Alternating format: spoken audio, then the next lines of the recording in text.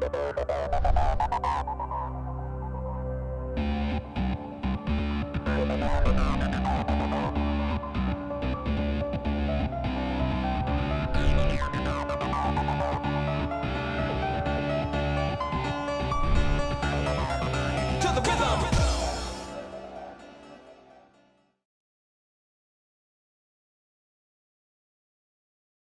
to go? All right, let's do it. It is 6 o'clock, so I want to welcome everybody out this evening. Those of you who are here, as well as those who are joining us on the camera. And, I've been kind of following a little bit. We have, there's anywhere from a couple hundred to 300 people that join us on the camera each week that we're doing this, so it's kind of cool. We're getting a bundle of people to join us and working towards getting healthier. And there's a couple things that I wish I would have. I just literally have been reading the last few days and picked up some cool things that I thought would be fun to share. But like you all have, I've showed or told you before, I kind of like visual things. I'll have to share the visuals next week because I haven't had time to put them together.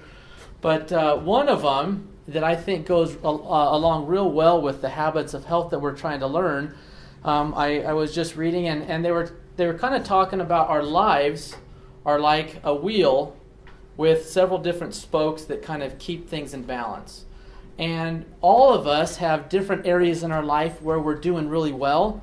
Like maybe we have a very good job, or we're really organized, we have a great family life. We have different parts that are really, really strong, and we're doing well there. But one of the keys is to make sure that the spokes, all those different supporting spokes in our life, are the same length. Because if you have some that are long and a few that are short, you're going to have this wheel that kind of goes, it's going to be a little bit of a bumpy ride as you're rolling down the road. And as I was thinking about that with regard to all these habits of health, this is one part of our life where we need to understand how to balance and really dial in the different components that help us be healthy. Because ultimately our health impacts every other part of our life. You know, our health, if we're healthy and strong and we're able to do the things that we like to do, it's, personally, I believe that our physical strength is directly related to our spiritual strength, our psychological well-being, and really every aspect of our life. I think it plays part in just about everything that we do. And so, as I was thinking about all these habits of health that we're doing, I was like, that's pretty neat. And then the other image is, I'll share these with next week. I'll put them up so you can kind of see what I'm talking about. But this one I saw it on Facebook, and I had to copy it because I thought it was fantastic. And it had on one side, it was like a line, and then two arrows. One of them kind of rolled up. The next one came across and rolled down. And on the upper arrow, it said making our life uncomfortable now makes our life later much easier. And then on the opposite of that is making our life easy now makes our life later much more uncomfortable. And that applies to everything that we're doing, financially, physically, you name it. So right now, we're here trying to learn to master the habits that are going to help us be healthy. Right now, it does take effort. It takes diligence and effort and really trying to learn the things and sticking with it to develop those habits. And in time, right now, it may be a lot of effort. It might be really hard, and it might even really stink at times. But in time, when we're nice and healthy and we're later in life and we're feeling good and we're able to do things, it's going to be so much easier once we develop these good habits to do the things that are going to make us happy and make us healthy and make us feel good. Whereas now it's really easy to kind of go with the flow and do stop and eat fast food or do the things that are very common and easy for us. And we know that in time, we're just going to, all of a sudden, we're going to be much worse off. So as we go through these habits of health, it really is just about sticking with it. We in the first few weeks that we did the classes, we talked a lot about making that mind shift. really knowing what it is you want and how important that is, because as we continually remind ourselves of what we want and what we're shooting for, it makes it easier. It makes it so much easier for it because it's on the front of our mind. It's always in our thoughts to make the good choices, to make the better choices that we know, that we're learning right now and that we're beginning to adopt. So just kind of keep that in mind.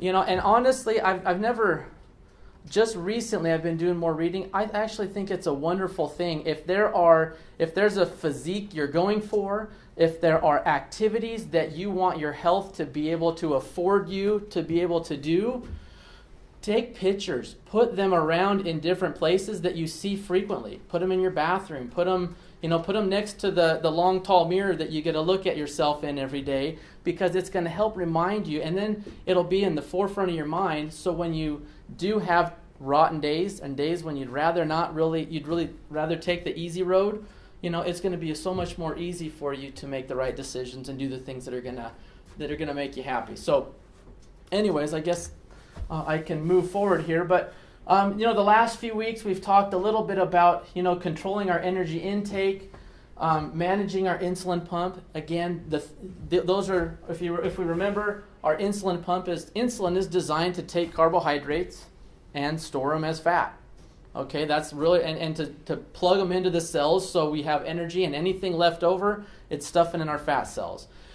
By understanding how to control this, as well as eating, learning to eat correctly and just how to do things in a more appropriate manner, we kind of train those cells to have a revolving door as opposed to a one-way door. Okay, we want to make sure that as we're storing energy that we're immediately pulling it out because we're eating correctly, and that's what our bodies are supposed to do. So, and today is kind of a continuation of that in learning how to, we're starting to understand about, how the carbohydrates affect us, and then how to start, maybe portioning things. But now, today we're going to talk a little bit more about specifically what we can do to the three core principles, or the science of eating in general. Okay, and as you look at this, we have fuel control, which is mastering our calories, and again, you'll notice insulin. We're talking about, again, how important that is as far as our ability, because again, another thing that the insulin does is when we have those big spikes in insulin or big spikes in blood sugar and then the insulin follows, those are the kind of things that actually trigger cravings. Those are the things that make us want to continually eat because of the different things it does in our minds. So if we can learn how to control that, we can very, dramatically turn off those responses to, want to eat things that we, maybe they taste great, but we know we shouldn't be eating very often. The second one is hunger control and the science of satiety and fullness. So again, if we want to be successful at maintaining weight, we can't always be starving. We gotta learn how to eat to where we're not feeling like we're always starved. If we're starving all the time, again, the first time we have a rotten day or the first time we're stressed, man, it's really easy to go to food. So learning how to do that, and then waist control. Believe it or not, having being at a healthy weight very much impacts our ability on, as far as when we do eat, our ability to burn and use the energy that we're taking in to more effectively kind of keep our hormones in balance that help regulate hunger, satiety, fullness, all of those things. Being at a healthy weight actually plays a very big part in that. So, and we'll kind of get into some of those things as we roll through here today. So coming back to that first principle of the fuel control, there's a few different things that we want to look at.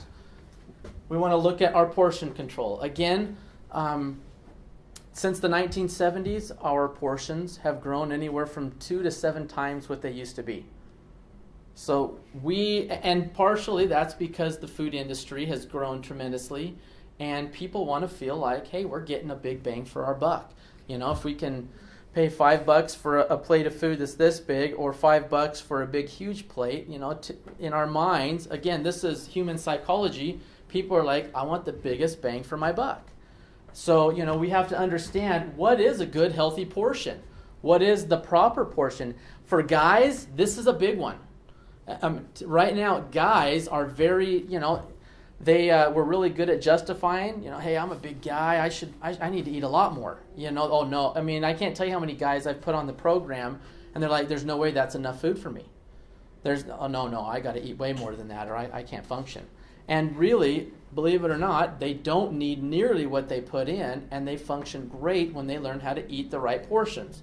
So, just understanding how that plays a part. The 3-hour fueling, again, we've talked about that before. This is probably one of the biggest and most important things that we can learn how to do well. Eating regularly does so many beneficial things for our body. It helps regulate and we'll talk more specifically, but helps to keep our blood sugar in check. It helps to keep us from having big spikes. Because believe it or not, by eating every 2 to 3 hours, what's happening is you keep your blood sugar nice and even throughout the day. And if you think about when we grew up hearing eating 3 squares a day, right? Eating three good meals a day, breakfast, lunch, and dinner. When we eat that way, even though it may be the same amount of food that we ate, maybe 5 or 6 times, if it was the same amount of food, what happens is because our blood sugar has so much time to fall so far, even if we eat this, just a regular it could even be a very healthy lunch, our blood sugar will still have a tendency to spike higher than it normally would if we were eating more regularly. We're going to get a much bigger response. And again, those big spikes are what are going to trigger cravings. It's what's going to trigger us to want to, eat more than we probably should. Plus, eating every 3 hours makes us to where when we are eating, we're not hungry. If we're eating correctly, oftentimes, if we're eating that every 2 to 3 hours, oftentimes we're going to feel like, man, I got to eat again. That's almost when we're eating, that's what it should be like.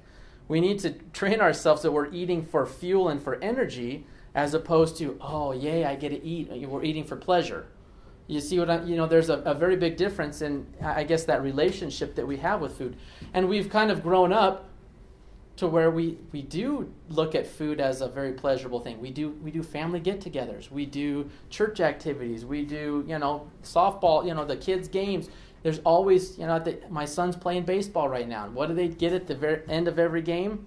Some goodies and a fruit drink or a Gatorade or something like that. So we associate food with pleasure, and that's okay, but understanding when we start eating correctly, we'll actually begin to understand that is more for the fuel we need as opposed to the pleasure we derive from it.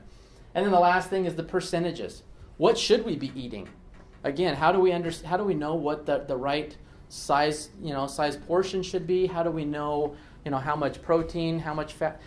One of the things out there, how many programs or how many things do you see marketed as low fat or no fat, or those are just, in all sincerity, marketing gimmicks to get people to buy their product. And unfortunately, it doesn't work. We need fats in our diet. How much? What do we need? What should we be eating? Those are the kind of things that we're really kind of trying to go through here as we learn the science of eating. So starting with portion control, we've mentioned this before, our 9-inch plate. Okay, now, 9 inches, I know this, I don't know why I know this, but 9 inches is from the tip of my thumb to the tip of my pinky here. So a 9-inch plate is about that big. And you're talking a plate that's about this size.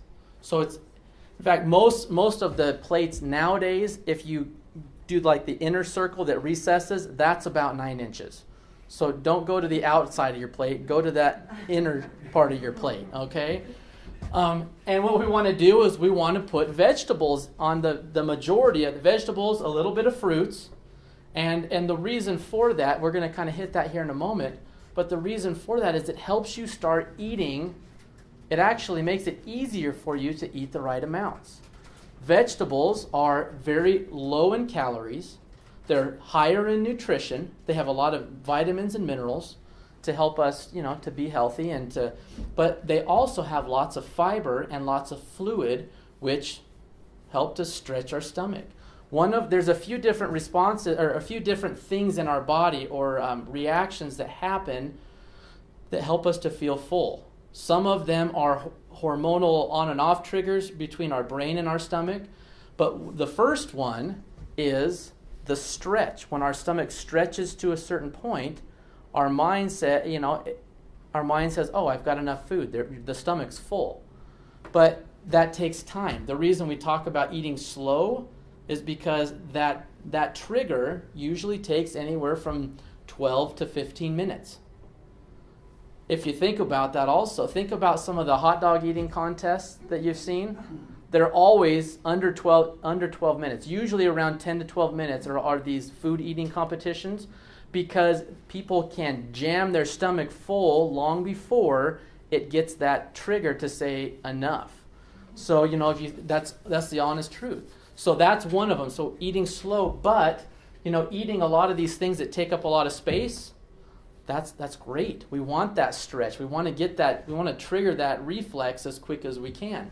So that's why we say start here. And then dividing the other half of the plate, 25% as a lean, healthy protein, and the other 25% as a healthy carbohydrate. Obviously, again, when we're doing this, we want to start making better choices. As we start in our journeys to getting healthier, part of this is going to be learning to like new foods. Learning to like things that maybe you didn't care for before but are very healthy. If we think about a lot of different things that we've acquired tastes for in our life, there's plenty of foods that we didn't like initially, and after a certain amount of time, you're like, wow, actually, I really do enjoy that quite a bit. The same thing goes with healthy foods. I can't tell you how many people, typically guys again, they're like, I don't eat green. In fact, I think I told you a few weeks ago, there's this commercial that cracks me up on just a stupid little thing to make people laugh, and on the radio, and it says, I didn't claw my way up the food chain to eat green. He's like, to eat vegetables, and I'm just like, and unfortunately, there's too many guys that think that way. So just kind of learn to like and acquire different things. And I don't know about you, but when I was on, the first time I did the program, and I like vegetables just fine. I mean, I enjoy salad. But when I first did the program, man, salad and vegetables never tasted so good. I mean, really, and that was the highlight of the day, was being able to have that salad and that lean and green meal at lunch or at dinner. Loved it. So understand, our palates even will change as we learn to eat healthier. So again, the 3-hour fuelings, I've already kind of talked about this, but I mean, think if you could go, I mean, if you hadn't ever heard anything about the program and someone came to you and said, hey, listen, I'm here to tell you that I can, within a week to 2 weeks, show you how to turn off all your cravings for carbohydrates, to turn off, to really bring your hunger way down to where you're not feeling starving all the time, to shut off your fat storage mechanism, to increase your energy, to get rid of heartburn, to help you sleep better, and I can do that for you in the next couple weeks. I can help you do that. How many of you would have believed it? Probably just about nobody. But I'll tell you right now, when you start eating this way, that is exactly what happens. When you start eating correctly, you will turn off that fat storage mechanism. You will turn the revolving door to where that energy starts coming out, and you start burning the excess storages that you have. Your cravings do go away, and what the best part about it is, whenever we try to lose weight and get healthy, it's typically a battle of willpower. I mean, how often does it feel like it's all you can do to keep your willpower to eat the stuff you're supposed to eat, or to stick to a plan or a diet? When you learn to eat this way, what happens is you take willpower out of the equation. No longer do you have to rely on, okay, am I going to be strong today to stick to the program? It's no, once you're doing it, it becomes very easy and very simple to just keep doing it. Not to say that other foods don't sound good, but it certainly isn't very hard to say, you know what, no, I'm doing pretty good. The scale's moving, I feel great, and I'm moving closer to where I want to be. So that's how powerful that 3-hour fueling is. And then again, I mentioned before, it helps to avoid those wide swings in our blood glucose, our blood sugar dropping too far. We want to just keep, again, some of the things that are just incredible about this one principle is, as every time we do eat, our body, our metabolism revs up. meaning it's like the burners get turned on a higher level to start burning energy. When fuel comes in, our body says, here it comes, let's go. We're good. We can start burning this. So we just want to make sure we're using the natural responses in our body to our advantage. So, and I think I've mentioned this before to those of you who have been here is, people who train for competitions where they're really trying to lean out, what they will do when they start getting closer to their competitions or whatever it is they're doing, they will increase the frequency with which they eat significantly. They might eat anywhere from 8 to 12 times a day. So they will put those meals even closer together because it gives them, it really levels out their blood sugar, and it gives them a steady fuel to where their body's always burning. Now, mind you, they are very specific with what they eat, but at the same time, they increase the frequency. So, and again, that's training our body to be more efficient with the way it burns the fuels we bring in. So, again, we kind of talked about the percentages already, but here when we're talking about hunger control and satiety, there's a few different things we want to look at. Volumetrics. Volumetrics is what I was talking about when we eat salad, something that takes up a lot of room but doesn't have a lot of calories. So, obviously, and I'll show you something here in a moment. Energy density, typically the things that are going to be very energy dense are going to be the processed and refined foods. Things with, the high fatty foods.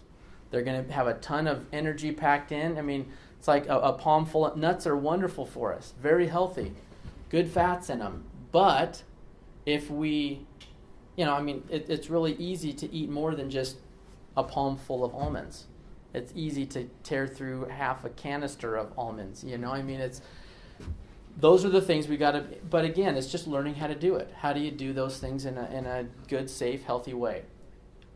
Sensory specific satiety. I think we're going to go into a little bit of all of these. Protein enhancement, how protein and then also fiber actually helps us to stay full longer, how it helps to make our guts healthier. And so we'll kind of get into all those. Again, we already talked about this. The reason we do half our plate is because it takes up a lot of room. We want to feel full quicker. Now, there's one caveat to that half of your plate being salad. It can't be doused in ranch dressing or blue cheese or something like that. I mean, I don't care if you use a little bit, but learn to do it sparingly. Frankly, I prefer like a vinaigrette, because a vinaigrette takes, a little bit of vinegar and a tiny bit of olive oil, and it goes a long way. And it tastes great. So also even like lemon and an olive oil with some salt and stuff is fantastic. So, just kind of keep those things in mind. The energy density, and again, this is this chart I think does a great job. And really, I think most people, if you really sat and thought about the foods that are most energy dense, this makes a lot of sense. And usually it's going to be the things that are more highly processed, which are the highest energy density. So things like crackers, chips, chocolates and candies, cookies, nuts, butter, and then full fat condiments. So those are things that, there's a ton of calories packed into a little bit. Peanut butter, while it's it's a healthy fat and there's definitely good things about it. It only takes a few tablespoons to crank up 120 calories or better. So, that's 2 tablespoons is not very much. Here, medium density, meats, cheeses, high fat mixed dishes, salad dressings, some snack foods. Then as we get over here, the lower energy density is cooked grains, cereals with low fat milk, low fat meats, beans, legumes, low fat mixed dishes, and then salad. And then up here is going to be most fruits and vegetables, skim milk, broth-based soups. So if you think about a broth-based soup, the majority of it is liquid, and it's going to stretch your stomach out, fill you up pretty quick. So just understand the food that you're eating. Understand if you are eating someone that's got a lot of energy, a lot of calories to it.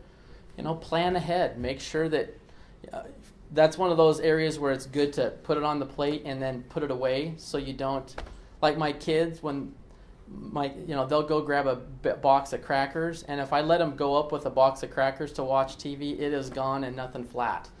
But if I say, no, you can have a small bowl, then, they don't polish it off in a matter of minutes, and they're at least, they know what they can have. So similar train of thought there. The science of fullness, again, this is kind of the hierarchy. Protein is going to make us feel the fullest for the longest. There's some, great things about protein. Takes more energy for our body to break protein down to be able to use it. So, that's another reason why protein is a good thing to have as a regular part of your diet. To eat frequently. The reason the MetaFast program works so well is because there are anywhere from 11 to 14 or 15 grams of protein in all the different meals. So you have an adequate amount of protein to where your body's always working on it. It makes you feel full longer as well. So complex carbohydrates, so things like legumes, some of the long grain rices, brown rices, there are a handful of different things that are much healthier as far as carbohydrates go. So make sure you learn what they are. And those are some of the ones that, when we first started cooking with the long grain rices and the wild rices and the brown rices, my kids were kind of like, come on, where's the sticky rice? Where's the white, sticky, yummy stuff? But now they tear through brown rice like nothing. They love it. So low, fat is going to be very low on the satiety index, as far as making you feel full, and then alcohol is the lowest. So again, if you think about those, think about bars. What do bars do? They know that people can just keep drinking and sucking down beers or whatever, and so they put things out there that make you thirsty. They put out little dishes of nuts, or they have the gals coming around with hors d'oeuvres or whatever. They want to kind of keep that rolling because they know that if you're drinking alcohol, and alcohol does a lot of different things. It's empty calories. It kind of turns off your ability to kind of control what it is you're doing, and so there's a lot of reasons why we should be very careful about that. Fiber. Now, fiber is something, again, one of the big reasons we do the majority of our plate with lettuce and vegetables and fruits is because the fiber will dramatically impact how healthy our gut is. It also helps to keep that, when we talk about the glycemic index or our blood sugars rising, fiber helps to kind of keep that down. Fiber helps to slow down how quickly our blood sugar will rise. So those are very important things. There's blueberries are incredibly healthy. They're very low on the glycemic index. In fact, most berries are very low on the glycemic index. But what happens is if you're eating these berries raw and they're whole, they are very low. But when you take and blender those up in a smoothie or a shake, you've taken your glycemic index from being, let's just say, right down low to where it's now probably up in the 70 to 80 range. So you've dramatically increased that because you've blended it up, you've processed it, you've made those sugars much more readily available to your body to break down. So just kind of keep that in mind. A lot of these different things, learn to cook with beans and the brown rices. Learn to like those. The wonderful thing about the internet is you can find a million different dishes for things you never even knew about. And a lot of them taste fantastic. So start experimenting. Learn, find some different healthy dishes and start plugging, try them out. See what you think. See how you can, see how you do with them. So, and then again, and they do a few different things. Some of they're soluble and insoluble. The soluble ones help to really take out some of the fats that we eat. They help take that stuff out of our system. The insoluble are what help rake our guts clean. They kind of slide through and help clean off the walls of our intestines. Again, part of losing weight and getting to a healthy place in our life is about making our guts healthy, making our gut, get the gut flora, get the right fiber, get everything to where it's moving. This is maybe more information than you want to know, but when we're eating the right amount of fiber, we should have regular bowel movements. When we're eating correctly, part of eating, it should actually stimulate the movement in our gut to where we have very regular bowel movements. So just understand that you should be having every day a bowel movement. I had a teacher that thought you should have one every time you eat. I'm thinking that was a little extreme, but yeah, that was one of his things that we used to laugh about. But does that change a little bit when you're on the program, the 5-in-1 plan? Sometimes it will. And the reason, here's the thing with the 5-in-1 program, and that's a good point to bring up. When you are on the full program, the amount of food that you're taking in, first of all, is dramatically decreased from what it was normally. Not to mention, the way the meals are balanced, you are using most of that energy is being broken down, and you're actually burning it up. You don't have a lot of leftover to eliminate.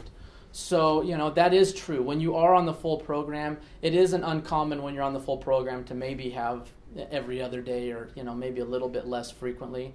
But even that in mind, it shouldn't be difficult. You shouldn't be risking a stroke or, your face should not be turning red when you're using the bathroom. It should be a fairly, easy thing. So just keep that in mind. That's where the fiber plays a big part, as well as keeping yourself hydrated. So keep that in mind. And then so basically, this one here is kind of a big one. 30% of the time, we mistake thirst for hunger. So when you are, and in fact, when you're on the program, whenever you are hungry, start with a big drink of water. Give yourself 10 minutes and see how you feel. But also pay attention to the clock. So there's a few different things we're looking at here. Sometimes, you might be hungry, but really you're just thirsty, and your body's saying you need to put something in me. But keep in mind, when you do get to your healthy weight and the healthy place you want to be, when you are and you're transitioned into more normal foods, if it's been a few 2 to 3 hours, even if you're not hungry, you should be eating. Okay, that's one of those disciplines that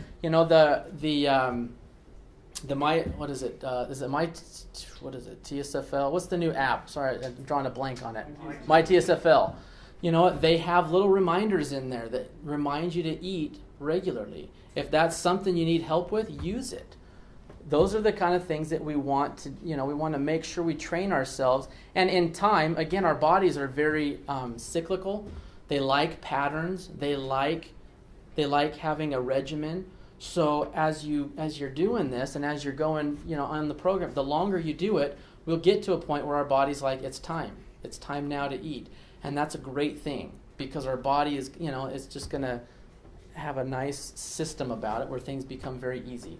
So again, what we're talking about here is really arming you with, it's giving you every reason to succeed. When you start, really taking into account of what it is I'm putting on my plate, how much I'm eating, how often I'm eating, what I'm eating, all of those things will, without even thinking about it, before you know it, it'll be really easy for you to maintain the healthy life that you want and the healthy body that you want.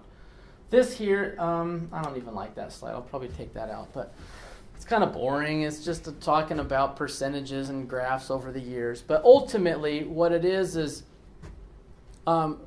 look at what you're eating. Look at how much you're eating. As you go through the program, start to make plans. Start to find some of those dishes that you're going to use or the snacks that you want to remember. Make note. Put the things down. This is a great snack. Love it. I can use this after I'm off the program. There's a lot of things that you'll be able to do. Plan now for the future. As you're going, you have your goals with weight loss and with where you're moving in the direction you're moving, but be thinking a little bit beyond that as well of, okay, how do I want to do things when I'm done, when I am transferred, when I'm transitioning off into more regular food. That right there, again, is going to set you up for success, help you really do a good job at making everything easy. The beauty about this program is the simplicity. If we're going to stay healthy, it's about trying to make it fit. We're all different. We all have different likes and dislikes. We need to figure out how to take our, what we do and make everything fit nice and simply into how we like to live. Now, that, thinking about that again, I've mentioned this before. When it came to treating patients, And this is, we all do it, but I would have patients come in, and again, guys more frequent than the women, but people would come in and say, you know what, doc, I want you to make me better. My back hurts. I want you to make me better, but I don't want to change anything I'm doing. All right, that right there, and that happens more often than you think. It is about us changing, and it's okay. When we change into a healthier person, we're gonna like it. Promise you're gonna like being healthy. I heard a quote the other day that I thought was pretty neat. It said, "Fit feels good on everybody." And it was kind of like everybody, but every body, the body was, and I was like, fit feels good on everybody. And I'm like, you know what? It's true. Being fit and healthy and feeling good, it does feel good. And it feels a lot better than anything else we were doing before. So just trust and know that's going to be the case. You're going to love your healthy new body, and it's going to feel great. And so just keep in mind, it's not about trying to fit the reason there are 8 million different diets out there is because there are people that say, geez, I don't want to limit how much I'm eating, so I'd be happy to eat 8 pounds of bacon and eggs and stuff every day. I just won't eat any carbohydrates. I can still eat people develop diets around what they want to fit their life around. I just saw something recently that was it was a diet, and the way they advertise it actually is similar. They encourage eating every few hours, every 2 to 3 hours. But basically, they're saying, yeah, you can eat your pizza, you can eat your ice cream, you can eat these other things. You just have to eat every 3 hours, and you have to know how much, and you have to, it's kind of one of those things. They try to create programs to fit what their lifestyle is. When it comes to a point where we have to conform our lifestyle to fit how our biology is made to work. So just understand it shouldn't be a huge change, but learn how to do when we learn how to do these things, it's really simple. Eating breakfast, not hard to do. Exercising. I'm not saying you even have to go to the gym. You just have to be more active than you were. And believe it or not, when you feel good, it's really fun actually to be able to get out and do things, to be able to challenge your body a little bit. Who doesn't want to have good support system around them? Okay, no arms are up for any of you on the camera. No one here raised their hand there. Eating the right meals several times a day. That is not hard. I enjoy eating frequently. I like food a lot. Having a plan for yourself, planning what it is you're going to do. And then lastly, monitoring.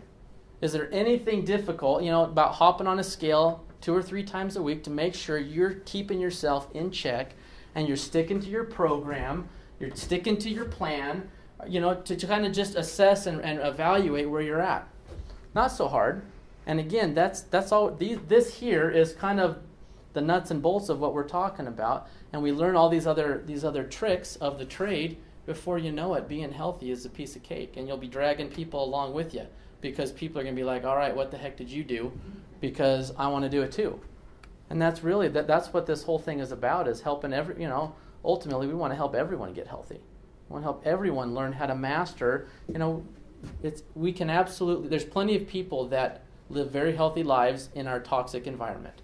Okay, so, it's about, let's do the same thing. Let's feel good. Let's be happy. Let's be happy with who we are, what we see, how we feel, and make those choices that are going to help us move where we want to be. So, are there any questions with regard to what we talked about tonight? All right, you guys are good. Either that or I put you all to sleep, one of the two. Oh, yes. I would like to volunteer a testimony tonight. Please, come on up. No, I'd like Chris to come on up. Chris Lynch, I want to put you on the spot tonight. I just think that it would be encouraging to others to all right. To hear from Chris, because we just got to see his before and after recently. Not fair. Chris, I know it's not, and you can take it out on me later, but tell us your journey real quick, Chris. I just think it's a great encouragement. Well, I grew up, parents got divorced in 3rd grade, single mom who had never worked, had to go to work, and I ended up, we every night ate at Burger King or Dairy Queen, every single night. That was dinner. And so by about 4th grade, I was fat, obese my whole life since then. So it's been 40 years. Couple of times, a lot of diets in there, and there's times I lost weight, put it back on, doing it all myself. But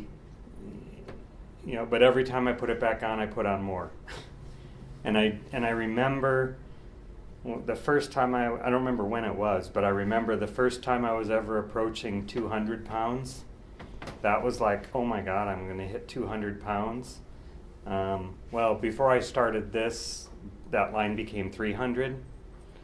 And 200 went by a long time ago, and suddenly 300 was, oh my, I can't hit 300.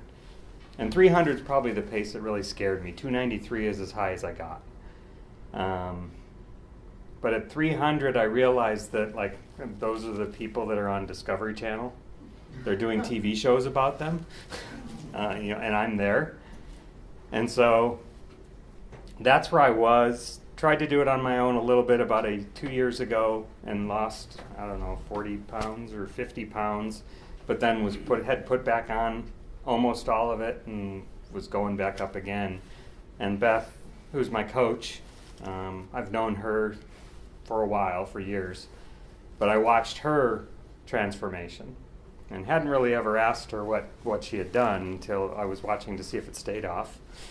And after I decided that it probably was real, I asked her what she had done. She told me about Take Shape for Life. Really, we didn't talk a lot about it. She just told me what it was. And I immediately went to my doctor, who's a very, very, ex-doctor, but very close friend.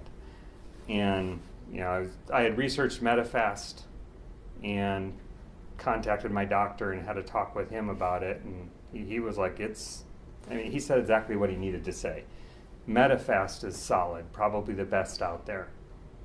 But it's going to be irrelevant if you don't do what you need to do along with it. And I've told people this. I've really not had any problems. I was just saying before the meeting tonight, this is the first week since I've started I've not lost weight. And it's been since last October. This is the first week ever I've not lost. So I was convinced it was never going to happen. But it wasn't, and nobody here who doesn't know me will really appreciate this. I did not eat vegetables. Corn. Love corn. And I ate whatever she forced me to. That's my wife, Kathy, there, who's down 34 pounds now. But I did not eat vegetables, period. And it was really the book, and like you mentioned, I started forcing myself. I had to force myself. I told Beth right up front, this is going to be the hard part for me, because I hate vegetables. I eat them all the time now. And even my daughter, who happens to be Asian, so she grew up eating vegetables, she loves vegetables, was sitting across from me dinner the other night, and I was in a hurry going to a baseball game, and threw a bowl of cauliflower and broccoli and had steamed it, and I was eating it, and I don't even remember what my daughter asked me, but I said, oh no, I like broccoli, but I like cauliflower better. And she turned around and went, Mom, I don't think I'd ever see the day that Dad said he likes vegetables and he eats them more than me. But it for the first time in 40 years, it's changed the way I eat, and that's been the key. Absolutely changed the way I eat. And the one thing I picked up tonight though is somebody posted on the Facebook page a week or so ago about being scared about transition. I don't remember who posted it or what, but I know what that person was thinking. Just because it is so easy right now for me. But your comment about planning going forward is something I need to start doing. But to summarize that and stop talking, I'm down 86 pounds now. Have a few more to go, so about 20, 30 more to go is my plan. And awesome. Feel great. Feel phenomenal. Thank you. Thank you. Well, very, very good. That was very appropriate for everybody to hear, because honestly, that's it. Changing lives, that's what we want to do. We want people to to know that we do have within us the ability to change our lives and change, even just because, in fact, this was something I learned several years ago. Just because we've never been able to do something before doesn't mean that the future can't be different. Tomorrow's a new day, and we can start from today and be a completely different person than we've ever been. It just takes plugging in, being around the right people. And so, that's it. It's about making that decision that, just unless something has served you well, if it's something that doesn't serve you, let it go. And know that you can be a different person today moving forward. So, again, thank you all for coming out. Thank all of you who join us on the internet. And please continue to bring your friends and join us. And we look forward to seeing a lot less of you more frequently, but a lot less of you. And have a wonderful week. We'll see you again very soon.